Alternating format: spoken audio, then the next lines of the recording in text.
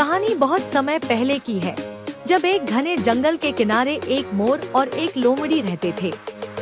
मोर बड़ा ही शांत और मेहनती था। अपने रंग बिरंगे पंखों से जंगल को सुंदर बनाता था। दूसरी ओर लोमड़ी चतुर और थोड़ी स्वार्थी थी। फिर भी दोनों की दोस्ती गहरी थी। वे साथ में जंगल में भोजन तलाशते, नदी किनारे बातें करते और एक दूसरे का साथ निभाते।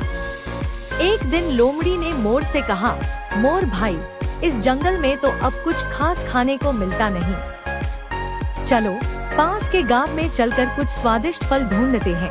मोर ने संकोच करते हुए कहा। लेकिन लोमड़ी, किसी के बगीचे में बिना इजाजत जाना ठीक नहीं। लोमड़ी ने हंसकर जवाब दिया, अरे चिंता मत करो, मुझे एक बगीचा पता है जहाँ रसीले आम और अमरूद भरे पड़े हैं। वहाँ कोई चौकीदार भी नहीं रहता। मोर ने कुछ सोचा और फिर लोमड़ी की बात मान ली। दोनों ने रात के अंधेरे में जंगल की एक छोटी नदी पार की और बगीचे की ओर चल पड़े। बगीचे में पहुँचते ही लोमड़ी ने झट से झाड़ियों में छलांग लगाई और आम खाने लगी। वह लालच में इतनी मगन थी कि बिना रुके फल चट कर रही थी। मोर ने भी कुछ अमरूद खाए, लेकिन वह धीरे धीरे और सावधानी से फल खा रहा था। अचानक लोमड़ी ने फल खाते हुए जोर जोर से चटखारे लेना शुरू कर दिया। उसकी आवाज बगीचे में गूंजने लगी। मोर ने डरते हुए लोमड़ी से कहा, लोमड़ी, ऐसी आवाज मत करो, कोई सुन लेगा तो मुसीबत हो जाएगी। लोमड़ी ने लापरवाही से जवाब दिया, अरे मुझे तो खाने के मजे में चटखारे लेने की आदत है। मोर ने फिर आग्रह किया, प्लीज चुपके से खा लो। अगर बगीचे का मालिक जाग गया तो हम फंस जाएंगे। लेकिन लोमड़ी नहीं मानी। उसने और जोर से चटखारे लेना शुरू कर दिया।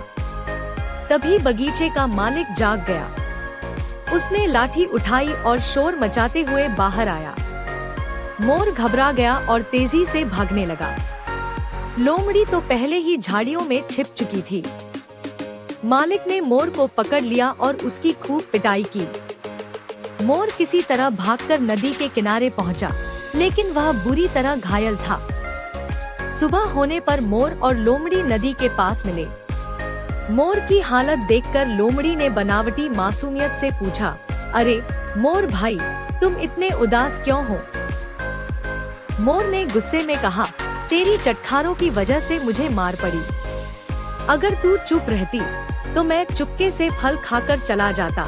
लोमड़ी ने हंसते हुए कहा, अरे भूल जाओ, अब तो सब ठीक है ना। मोर ने कुछ नहीं कहा। वह चुपचाप नदी की ओर बढ़ गया। लोमड़ी को नदी पार करने के लिए मोर की मदद चाहिए थी, क्योंकि मोर की लंबी टांगे उसे आसानी से तैरने में मदद करती थी, जबकि लोमड़ी को तैरना नहीं आता था। लोमड़ी बोली, चलो भाई, अब नदी पार करनी है, मुझे अपनी पीठ पर बिठा लो।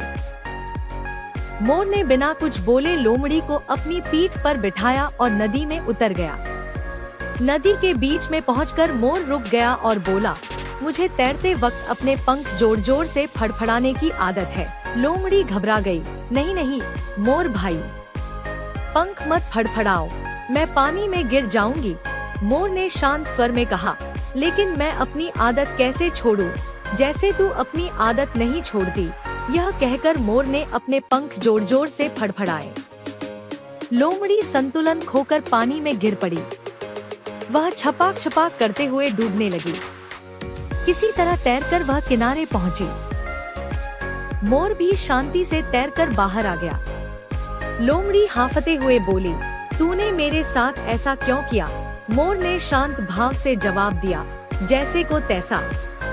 आज से याद रखना, चालाकी का खेल ज्यादा दिन नहीं चलता।